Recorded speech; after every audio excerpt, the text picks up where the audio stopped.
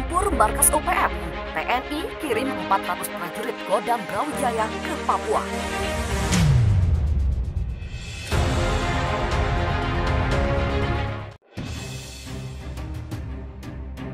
Komandan Daerah Militer 5 Brawijaya mengerahkan ratusan prajurit Tentara Nasional Indonesia ke Papua.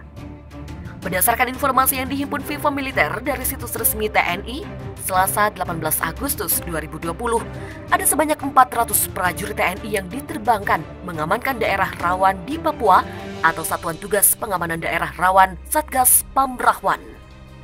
Prajurit itu berasal dari Batalion Infanteri Raider 500 atau Sikatan. Prajurit ini diberangkatkan ke Papua melalui Dermaga Madura Kormada II, Ujung Surabaya, Jawa Timur. Pengerahan pasukan besar-besaran ke Papua menyusul situasi di wilayah paling timur Indonesia sedang hangat, menyusul aktivitas kelompok separatis UPM dan unjuk rasa menolak otonomi khusus. Perlu diketahui, pada 16 Agustus lalu, TNI telah melakukan penyerangan ke markas Pusat Kelompok Bersenjata Organisasi Papua Merdeka alias OPM di wilayah Kali Kopi, Markodam 3, Timika. Dalam penyerangan itu, petinggi OPM Timika, Hengki Wuwamang, tewas karena melakukan perlawanan bersenjata. Dalam penyerangan itu, TNI berhasil mengamankan berbagai senjata api, senjata rakitan, dan amunisi, serta bendera Papua Merdeka.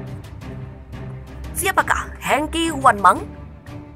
Dia merupakan pemimpin kelompok OPM Kodam 3 Timika sejak meninggalnya Gali Kolik 16 Desember 2009 silam. Menurut Kapolda Papua, Irjen Paulus Waterpau, Hengki Wanmang dan Johnny Botak atau JB mengambil alih pimpinan Kodam 3 yang berkedudukan di Kali Kopi Timika sebelum ada pergantian pimpinan yang baru. Hengki Wanmang juga merekrut anggota KKB dari Pegunungan Papua masuk ke areal PT Freeport Indonesia di Tembagapura. Tujuan Hengki Wanmang merekrut anggota dari Pegunungan Papua adalah untuk melakukan aksi di areal PT Freeport Indonesia.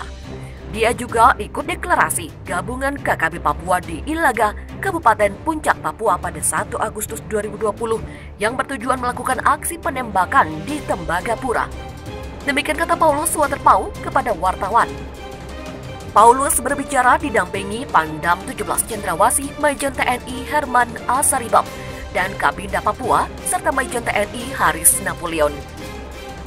Kembali soal Hengki Wanmang. Setelah deklarasi gabungan KKB di Ilaga, Puncak, Hengki Wanmang mempersiapkan tempat dan bahan makanan untuk anggota KKB pimpinan Lekagak Talanggeng atau LT yang berencana menyerang PT Freeport Indonesia. Hengki Wanmang sebelumnya pernah ditangkap tahun 2009 lalu terkait aksi penembakan di PT Freeport Indonesia. Dan inilah daftar kejahatan yang dilakukan Hengki Wanmang yang dicatat Polda Papua. 11 Juli 2009, penembakan karyawan PT Freeport Indonesia atau PT FI dengan korban warga negara asing Drew Nicholas Gret meninggal dunia. 12 Juli 2020, aksi penembakan karyawan PT FI di Mil 51 Tembagapura. Korban atas nama Markus Rotelo meninggal dunia. Markus 1 luka, Petrus Padang luka, Kamarudin luka, Adam Halik luka, AKP Anggun Cahyono luka. 15 Juli 2009, aksi penembakan berikut terhadap karyawan PT FI di Mil 54 Tembaga. Korbannya adalah Bribka Demi Rehnat luka, Bribtu Abraham luka, Bribka Saldir Rumaropen luka, Bribtu Sunadi luka, Bribtu Sumadi luka. 1 Desember 2017, aksi penembakan kepada 3 trailer, 2 FW, dan 1 rantis pada 1 Desember 2017 di Mil ke-60 Tembagapura. Korban Advensus Unggu Nugroho luka. 2017, Kapolda Paulus Waterpau juga mengatakan selama bergabung dengan KKB, Hengki melakukan beberapa aksi berupa penyanderaan masyarakat dan karyawan PT FI di Kampung Banti dan Kimbeli, Tembagapura pada tahun 2017. Lantas, aksi pembakaran ID card dan rumah karyawan PT FI di Kampung Kimbeli, Tembagapura pada tahun 2017. Kejahatan lainnya adalah pada 24 Maret 2018, Hengki membakar SD Banti dan Rumah Sakit Kampung Banti. Lantas 30 Maret 2020, aksi penembakan terhadap karyawan PT FI di Kuala Kencana yang menyebabkan Grimi Thomas Wali meninggal dunia. dan Ucok Simanungkalit luka, serta Bahar luka. Dalam kasus penembakan ini, HW merencanakan tetapi tidak turun langsung ke lapangan. Itulah daftar kejahatan yang dilakukan Hengki Wanmang selama berada di Kali Kopi dan memimpin KKB di Makodab 3 Timika. Pasukan gabungan TNI dan Polri berhasil melakukan penyergapan ke markas kelompok kriminal bersenjata atau KKB, sebutan pemerintah untuk Tentara Pembebasan Nasional Papua Barat, Organisasi Papua Merdeka atau OPM di Papua. Diwarnai baku tembak, seorang pimpinan KKB, Hengki Wanmang, tewas dalam kejadian tersebut. Selain itu, 3 pucuk senjata dan 381 butir amunisi disita dalam operasi yang total berlangsung selama 3 hari itu. Kapolda Papua Irjen Paulus Waterpau mengatakan, awalnya dilakukan operasi dengan pasukan dibagi 3 kelompok yang menyasar 3 markas KKB, yakni markas Kali Kopi Baru dan Lama, serta markas baru Amoko. Operasi dimulai dari 13 Agustus. Barulah pada Minggu 16 Agustus ditemukan 3 markas tersebut dan terjadi baku tembak.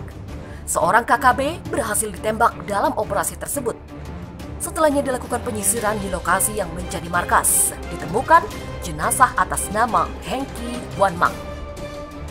Dalam penggeledahan itu juga ditemukan 3 pucuk senjata api, 381 butir amunisi, 5 magasin, uang 22 juta rupiah, belasan telepon seluler, dan belasan senapan angin.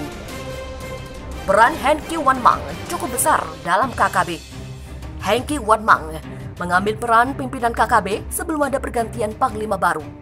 Selain itu, Hengki lah yang mengajak KKB masuk ke area PT Freeport Indonesia untuk melakukan aksi. Sejumlah aksi penembakan di area Freeport dilakukan oleh Hengki.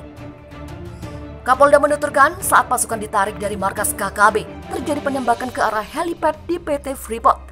Akhirnya kembali terjadi kontak tembak. Di lokasi tampak ada 3 KKB, belum diketahui identitasnya. Dia memastikan pasukan gabungan akan terus menindak KKB dan mengejar kelompok yang terus mengganggu keamanan di Papua tersebut. Sementara itu, juru bicara TNPB OPM, Sebi Sambom, mengakui bahwa Hengki merupakan Kepala Staf Angkatan Darat TPNPB OPM. Memang dia tewas dalam kejadian itu. Meski begitu, dia menyebut operasi itu dilakukan hanya untuk mengamankan perusahaan milik Amerika Serikat yang dianggapnya aset vital.